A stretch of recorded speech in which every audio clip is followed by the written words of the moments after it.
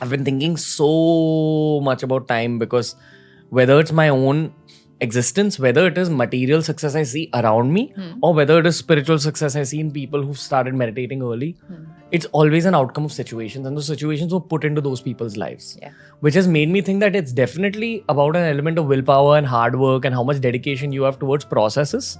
But so much of it is based on your own personality, which is again an outcome of time. Who were the people you met when you were a child? Who was in your family? When did they get into meditation? So much of the world and so much of the people's stories are pre-decided according to me. Yes. So pre-decided by, because it is pre-decided. But pre-decided by who? By your own past. Yeah, so that's it. Okay. So the element is not of time, the element is of my karma. Some people work extremely hard and still don't get that element of success. And some people don't really have to work very hard and success just comes very easy to them. And people will say, oh, this is so unfair. They're not working hard and they're getting... It's nothing is unfair in this world. Everything is fair.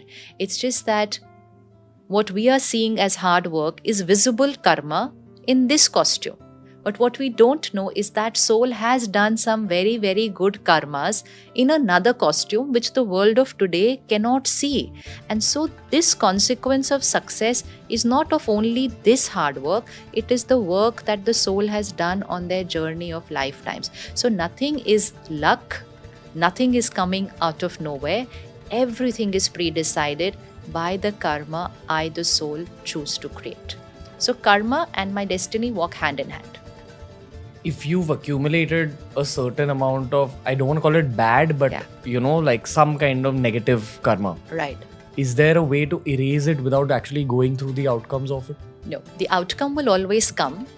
But if you have energized yourself, the way you will face the outcome will be different, and so there will be no suffering.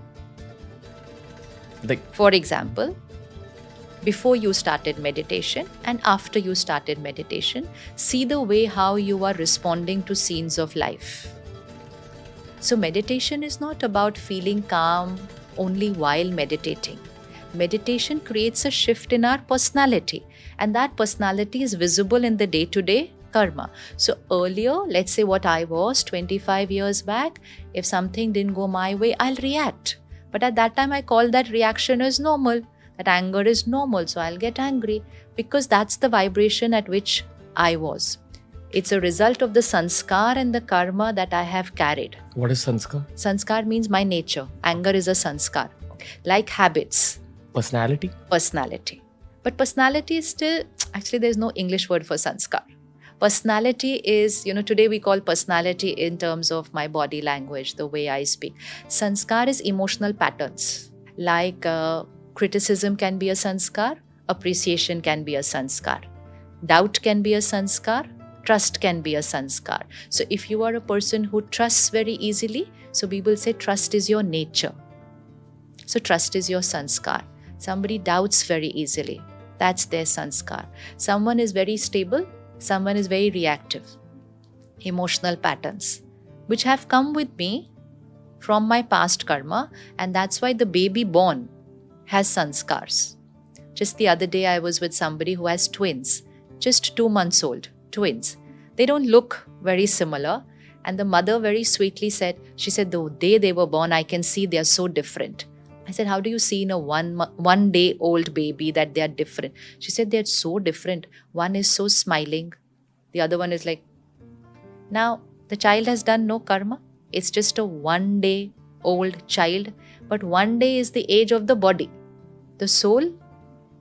So the soul in the previous costume, if they were light, happy, smiling, they're just going to carry that sanskar, body changed. And the other soul, little grumpy, because that's how the soul was in the previous costume. So we are starting this birth with our karma and sanskars, and now the present karma. So you said if we've created any heavy baggage, could be in this birth, I could have made a lot of mistakes in this birth also, or I could carry from the past, doesn't matter, consequence will come. But now if I have changed my way of responding, the consequence doesn't feel heavy. It's like wearing a bulletproof costume. Your way of responding to the situation will change. Like if I would react earlier, then the suffering is more for me. Today, the same situation, and I can be like, it's okay. There must be something good in this also. So now that situation is not creating an element of suffering for me because I've changed my present karma. So when we start meditation, we are creating a cleansing here, and this will help us to face the consequence of past karma, and this will help us to more or less create the right karma in the present.